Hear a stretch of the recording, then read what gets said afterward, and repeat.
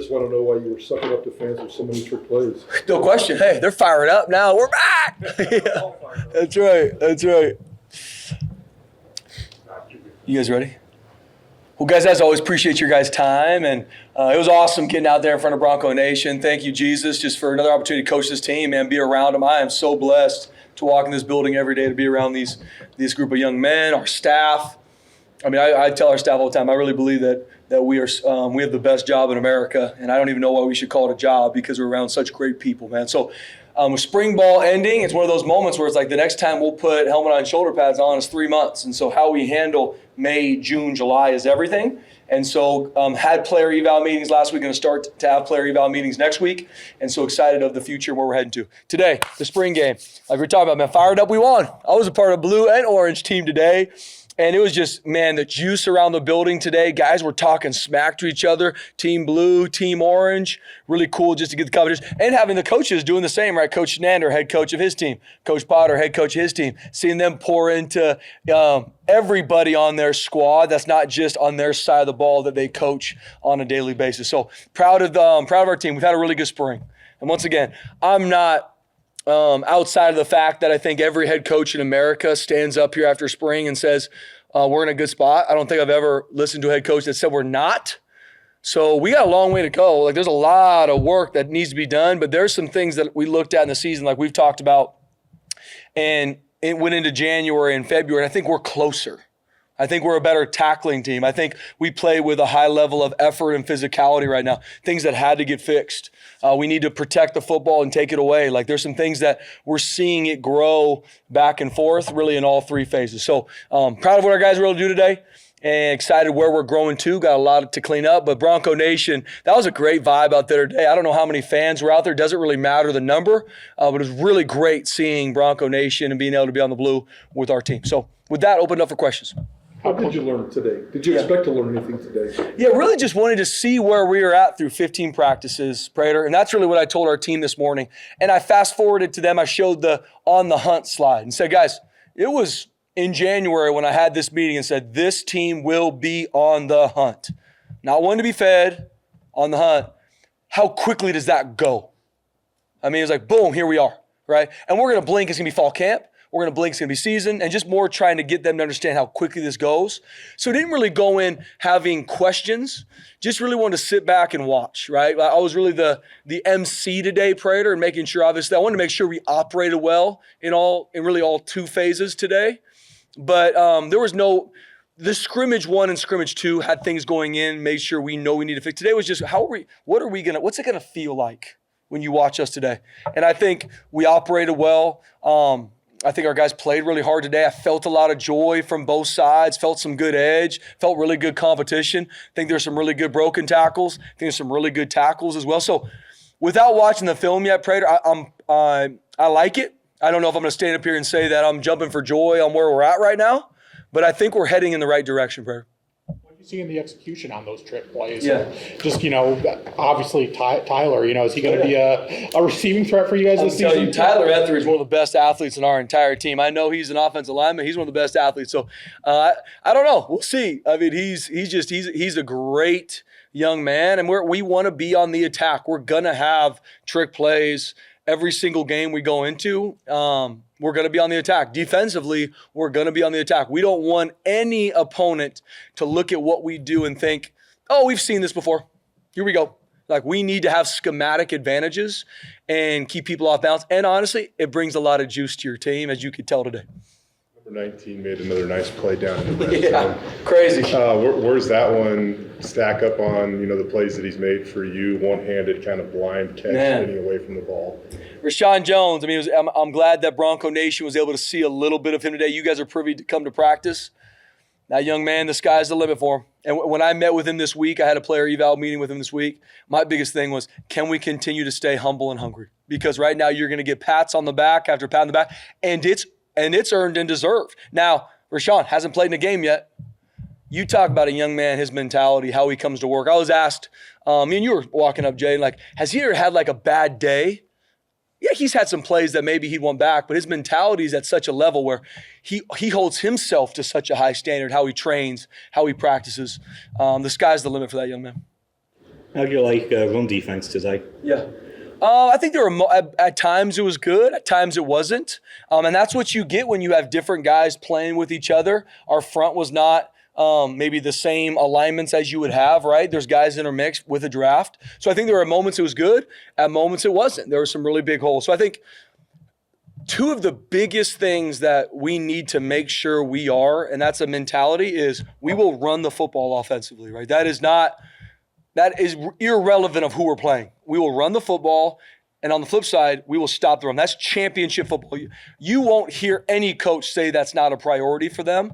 Now, are we truly training that way and holding that standard? So I think it was okay today without looking at the stats and really watching it. Once again, I was more 30,000-foot view today. But I think we did some good stuff this spring in stopping the run. Obviously, a huge growth for us because we did not do a good job last season. 17, looked like 17, 18 players were out today, including the 8 that we knew that were out for the whole spring. The risk reward of the physical spring camp, looks like it may have paid off. You got dinged up pretty well, but I don't see anything long term. Are you happy with the way that experiment turned out? Yeah, I think, just like anything, Prater, I mean, when you look at it, I think we're growing, right? Guys can get injured playing 7-on-7, right?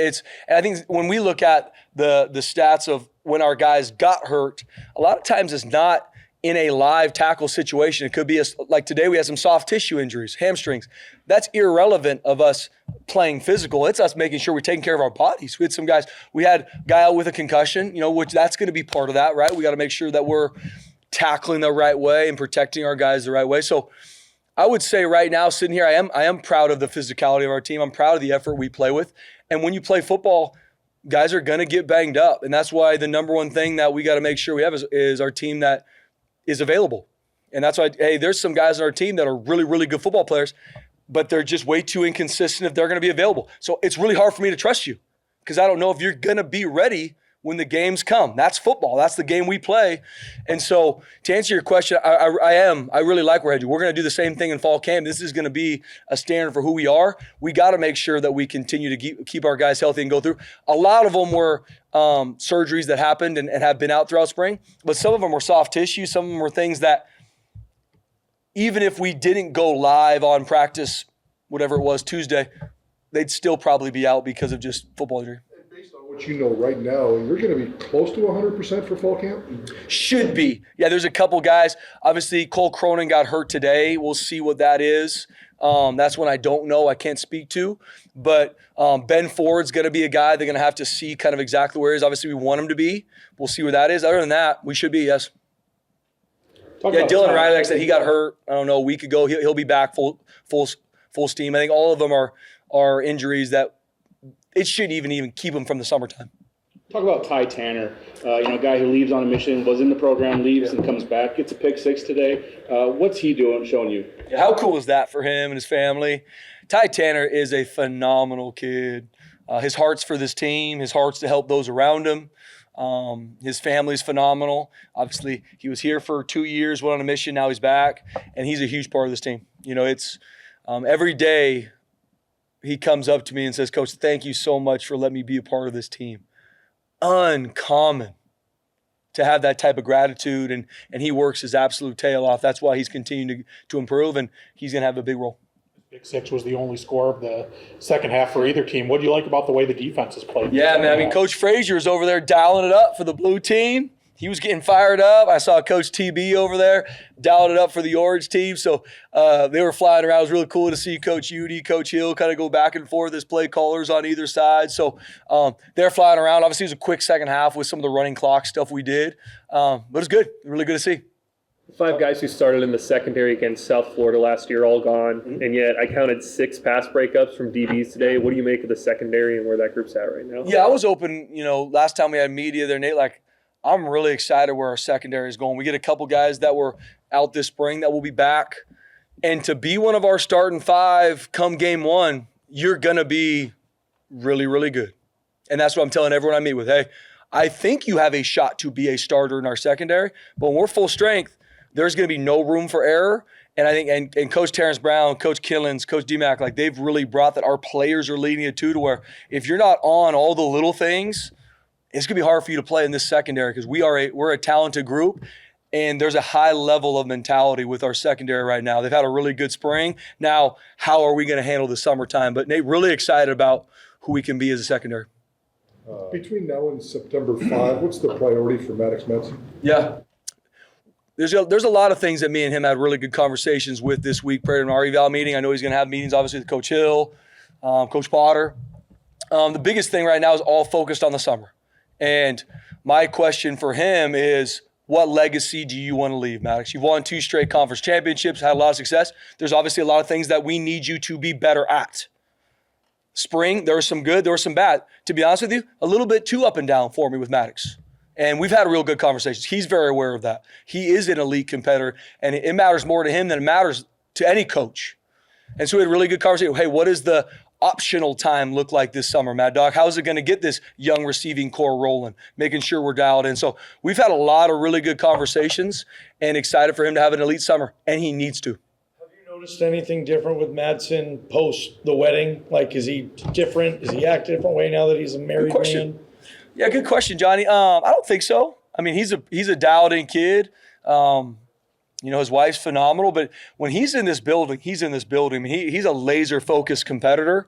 That's how he is every morning. I could not tell you a time where it was like, oh, Maddox is distant or he's not focused. That's just not him. He's one of the first here in the morning, studying, prepping to get ready. It's been no different pre-being married to now. His wife, Carly's phenomenal, and I'm excited about their marriage, where it's going. But when he's here, and he's locked in. Basketball we can. Cage Casey gets drafted today and so cool. Doesn't have to worry about switching team colors or the team name for that matter as well. Yeah, so cool. I talked to Cage probably a few minutes right after he got picked up. Just so excited for him, his wife Kirsten. Going Broncos to Bronco, I think it's a really good fit. They're a really good football team. He was fired up, he's a phenomenal young man. I'm just excited for the next phase of his life and what he's going to be able to do at the next level. And just can't wait for it. I actually talked with Jeff Schmedding, who was a coach here, who's the linebackers coach for the Denver Broncos, and so excited to get them linked up together. But so excited for Cage. How about just prior to one of the scrimmages, Zach Hill said that didn't want any mental errors by his QBs and really wanted to limit sacks. And I do think if you look at that first half, particularly when it felt like you guys were really in the flow of the scrimmage, it seemed like those were pretty good. Yeah, it felt like we were operating really well at quarterback. Felt like we were making good decisions. I'm the judge and the jury in regards to sacks, so there's probably some out there, some not out there. I've got a couple I got a defensive guy and an offensive guy over here that are laughing. But no, I felt like they operated well, right? And made really good decisions, moved the football. And that's where here, me and Mad Dog have had really good conversations. Elite quarterback play for our offense is a must. It's not, oh, well, hopefully we can have it in a few of our games. It's a must. And he doesn't run from that. He understands that. Coach Hill understands that. And it's been really cool for us to focus on that and continue to grow. Spring ball, Spencer, you talked about the culture, like what it looks like, what it doesn't look like. And I just remember one point in time during spring, Bull jumped off sides and he had to do a lap. And as he ran by us, he just said, got to keep my eye on the ball. I don't know, how do you feel like all the culture stuff that you wanted to emphasize this spring went, and do you view that as a success? Yeah. Once again, just learning a lot from last season. And once again, so proud of a lot of things we were able to do last year, three-peat, all those things. I don't run from that. I never want our players to feel like they can't ever feel good about something, right? But that's life too. You're always on to the next. And in the off season, prior to even us coming back together, there was a lot of things like, we have to be this at Boise State. We have to play harder and more physical than everybody we play. We have to. That's how we win. We win also because there's uncommon unity on this team where our guys would die for each other because they care that much about each other. Not just because of football, because of the connection they have. And so just going through it. Obviously, penalties were a huge negative for us last season. Not just the false starts that people can kind of point to sometimes offensively. We had personal fouls on defense that cannot happen. Every time it happened, equal to touchdown by an opposing offense. So there was discipline issues about our team that I take full responsibility. That's not our players' fault. That's on me. And so instead of just saying that in front of the media, what are we doing to fix it? And from the time we started our winter conditioning, every little thing there was repercussions for. right? You had to earn your way into wear these colors when we started, right? Because there's a mentality to it. It's not just, oh, I play at Boise State. Here you go. No. You're going to earn your way into being a part of this team, right? Which all correlates to our culture, right? We talk a lot. Culture is what you allow. If we allow our players, if our players allow each other to live a certain way off the field or jump off sides and make stupid decisions, walk on the field, like that's who we are. We can say that we're not, that's who we are. And I lost that at times last season and really excited where we're growing to. Really excited about our players buying into it. And then throughout spring, you see them leading it. You see them when someone does something they should on the practice field. It's a player getting it corrected as quickly as a coach is. That's when you're like, we're getting there. We're getting there. We're getting closer. And so I'm excited where we're heading to. I think there's a lot of things in our culture that are really strong right now, but we gotta keep it that way, and we gotta continue to pour into our foundation. Offensive lineman out this spring, and then you create a lot of depth with the rotation that you had. So how do you handle that in the fall? Do the 4 guys start at number 1 and have to keep off the competition, or do they have to start from scratch and fight for their starting job again? Yeah, we're gonna continue to look at it, Prater. I mean, I think there's 9 offensive linemen that will take snaps, that did not take snaps in spring. So we're gonna be ready to roll on offensive line. And so how we start day 1, and really it's gonna start for us in the summertime. I'm gonna have to talk to Coach Keene and Coach Potter and see kind of how we work through, especially returning starters, Roger and some of those. We're gonna get them rolling quickly, but it's gonna be high competition to be in the starting 5, and really who are our quality number 2s as well. We're gonna 2-spot, we're gonna get a lot of reps, and we're gonna find out who's gonna be in the 2 deep, and especially who's gonna be one of those starting 5, similar to our conversation about the secondary. Spencer, when I talked to you back in February, you're talking about each position group and how maybe each one didn't have quite a leader yet. And you had 8 captains essentially today. How are those guys identified, and are those guys the leaders to maybe be the final 4 or whatever, however many you pick this coming fall? Yeah, we voted on our leadership group.